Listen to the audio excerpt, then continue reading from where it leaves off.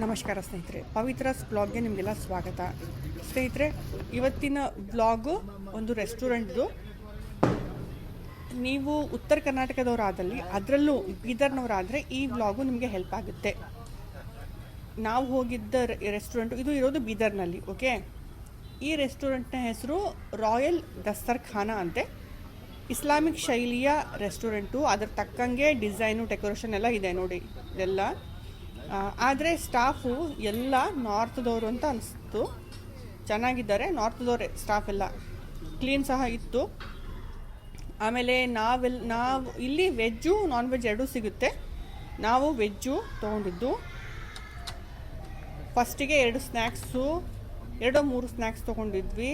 ಆಮೇಲೆ 2 ಕರಿ, ರೋಟಿ, ಬಟರ್ ನಾನ್, ಜೀರಾ ರೈಸ್, ಬಿರಿಯಾನಿ. ಇಷ್ಟಕ್ಕೆ 2200 ಬಿಲ್ ಆಗಿತ್ತು.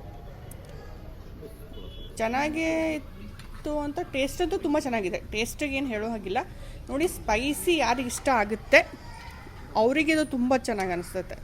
ಮತ್ತು ನಾನ್ ವೆಜ್ ತಿಂತೀರಾ ಅಂದಲ್ಲಿ ಕೂಡ ಇಲ್ಲಿ ನಾನ್ ವೆಜ್ ಆಪ್ಷನ್ ತುಂಬ ಇದೆ.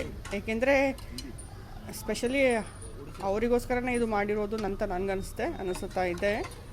ಬಟ್ ವೆಜ್ ಇತ್ತು. ಒಂದು ಡಿಫ್ರೆಂಟ್ ಆಗಿರಲಿ ಅಂತ ನಮ್ಮ ತಮ್ಮ ಇಲ್ಲಿ ಕರ್ಕೊಂಡು ಹೋಗಿದ್ದ. ಚೆನ್ನಾಗಿದೆ ರೆಸ್ಟೋರೆಂಟು, ಚೆನ್ನಾಗಿದೆ, ಕ್ಲೀನ್ ಇದೆ, ಸ್ಪೈಸಿ, ಟೇಸ್ಟಿ ಎರಡೂ ಇದೆ ನೋಡಿ. ನಿಮಗೆ ಇಷ್ಟ ಆದಲ್ಲಿ ನೀವು ಇಲ್ಲಿ ಹೋಗಬಹುದು.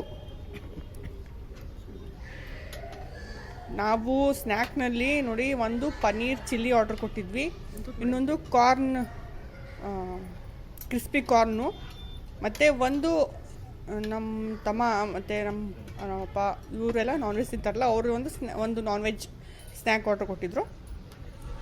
ಅಷ್ಟೆಲ್ಲ ಕೂಡಿ 2200 ಏನೋ ಆಗಿತ್ತು. ಬೆಟರ್ ಅಂತ ಅನಿಸುತ್ತೆ, ಚೆನ್ನಾಗಿತ್ತು. ನೀವು ಇಲ್ಲಿ ಹೋಗಿದ್ದೀರಿ ಅಂತಂದಲ್ಲಿ ಖಂಡಿತ ನೀವು ಸಹ ಇಲ್ಲಿ ಕೆಳಗಡೆ ಕಮೆಂಟ್ ಮಾಡಬಹುದು. ನಿಮಗೆ ಈ ರೆಸ್ಟೋರೆಂಟ್ ಹೇಗೆ ಅನಿಸಿದೆ ಅಂತ ನೀವು ಹೇಳಬಹುದು ನೋಡಿ. ರೆಸ್ಟೋರೆಂಟ್ ನಾನು ತೋರಿಸ್ತಾ ಇದ್ದೀನಿ. ಇದು ಫುಲ್ ಜಾಸ್ತಿ ಜನ ಕೂಡಬೇಕಂದ್ರೆ ಇಲ್ಲೆಲ್ಲ ಇದೆ. ಚೆನ್ನಾಗಿದೆ, ಬುಕ್ ಮಾಡಬಹುದು. ಇದು ಜಾಸ್ತಿ ಜನ ಬಂದಿದ್ರು ಸಹ ಬುಕ್ ಮಾಡಬಹುದು. ನನಗೆ ಹೇಗೆ ಅನಿಸ್ತು ಅದರ ಪ್ರಕಾರ ನಾನು ಹೇಳ್ತಾ ಇದ್ದೀನಿ. ಓಕೆ ಸ್ನೇಹಿತರೆ, ಧನ್ಯವಾದ, ನಮಸ್ಕಾರ.